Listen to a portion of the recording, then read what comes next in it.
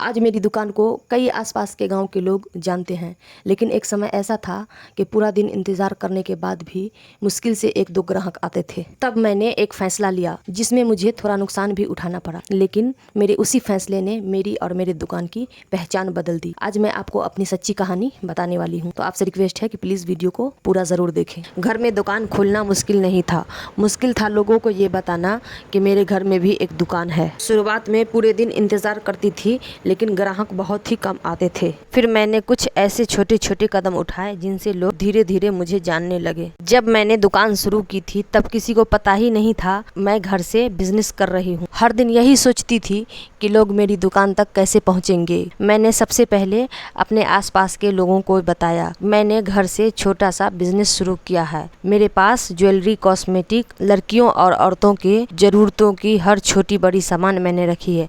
अगर आपको इन सब चीज़ों की ज़रूरत हो तो मेरे यहाँ से ले जाना। और जो भी कस्टमर आते मैं उसे अच्छे से सारा सामान दिखाती और पूरी ईमानदारी से बात करती और उनसे कहती थी कि आपके आसपास जो लोग हैं उनसे भी कह दीजिएगा कि मैंने यहाँ दुकान खोली है। इसी तरह एक ग्राहक दूसरे ग्राहक को लेके आने लगे। लोगों का भरोसा ही मेरे लिए सबसे बड़ी पहचान बनने लगी थी। इसी तरह मेरे दुकान को 1 साल गुजर गए। इस बात की मुझे बहुत खुशी थी कि मैं अपना बिजनेस 1 साल से चला रही हूँ। और दूसरी तरफ सामानों को देख के टेंशन भी होती थी, क्योंकि मेरे पास बहुत सारी चूड़ियाँ और ज्वेलरी स्टॉक हो गए थे। फिर मैंने एक फ़ैसला लिया। मैंने सोचा क्यों ना अपने बिजनेस को आगे बढ़ाने के लिए कुछ नया किया जाए। थोड़ा कम मुनाफा कमाऊंगी या थोड़ा नुकसान सह लूँगी, लेकिन लोग मेरी दुकान तक आ जाएं तो शायद आगे रास्ता बन जाएगा। तो मैंने ये फ़ैसला लिया कि जो चूड़ियाँ 20 रुपये दर्जन थी मैंने उसे 10 रुपये दर्जन सेल लगा दी। उसके बाद जो हुआ उस बात की मुझे कोई उम्मीद नहीं थी। आसपास के गाँव में लोगों को पता चलने लगा कि मेरे यहाँ अच्छी चूड़ियाँ कम दामों में सेल लगाई गई है। तो धीरे धीरे लोगों की भीड़ इकट्ठा होने लगी। काश मैं आपको उस भीड़ का तस्वीर दिखा पाती। हर कोई वीडियो में नहीं आना चाहता, इसलिए मैंने उस भीड़ की तस्वीर नहीं ली। हो सकता है इससे मेरे ग्राहक रुष्ट हो जाते। और मैंने इस तरह से सारा अपना डेड स्टॉक चूड़ी ज्वेलरी 10% का लेस करके सेल लगा दी, सिर्फ कॉस्मेटिक को छोड़ के। इस तरह से ये सेल 1 सितंबर 2024 से लेके 13 सितंबर 2024 तक चला। और इस तरह से लोग मुझे और मेरी दुकान के बारे में जानने लगे। फिर वही लोग अपने रिश्तेदारों और दोस्तों को बताने लगे।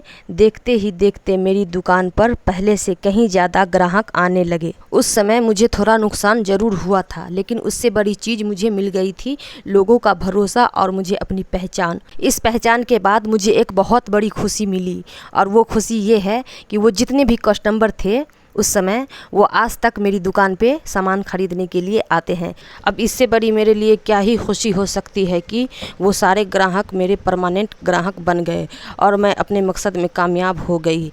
मेरा मकसद था जल्द से जल्द लोगों तक पहुंचना, और किसी बड़े बदलाव और किसी बड़े फैसले के बिना ये सब मुमकिन नहीं था। इसीलिए मैंने थोड़ा नुकसान उठाने का फ़ैसला लिया। सच बताऊं दोस्तों, जब 10% लेस करके मैंने सेल लगाया तो लोगों की भीड़ इकट्ठा होने लगी और मेरा सामान चुटकियों में सेल होने लगा।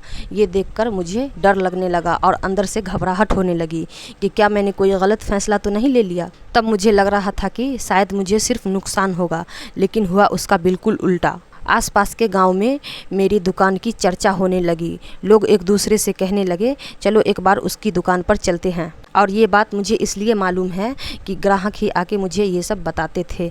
और फिर देखते ही देखते मेरी दुकान पर ग्राहकों की लाइन लगने लगी। उस दिन की खुशी मैं आज तक नहीं भूल पाई हूँ।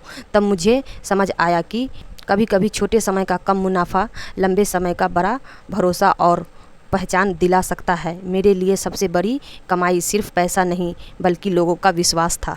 अगर हम अपना काम पूरी ईमानदारी से करेंगे और अपने ग्राहक के साथ अच्छे से व्यवहार करेंगे तो मुझे पूरी उम्मीद है कि मेरे ये प्यारे प्यारे ग्राहक हमेशा बने रहेंगे। तो यह मेरी अपनी सच्ची कहानी है। मैं ये नहीं कहती कि हर बिजनेस में ये तरीका अपनाना चाहिए। क्योंकि हर जगह परिस्थितियाँ अलग अलग होती है। लेकिन मेरे लिए उस समय ग्राहकों का भरोसा बनाना सबसे ज़्यादा ज़रूरी था और उसी फैसले ने मेरी और मेरे दुकान की पहचान बदल दी। अगर आपको मेरी ये सच्ची बिजनेस वाली कहानी पसंद आई हो तो चैनल को सब्सक्राइब ज़रूर करें और वीडियो को लाइक करके कमेंट में हमें ज़रूर बताइएगा कि आपको मेरा ये संघर्ष और मेरी ये मेहनत कैसी लगी। Thank you so much.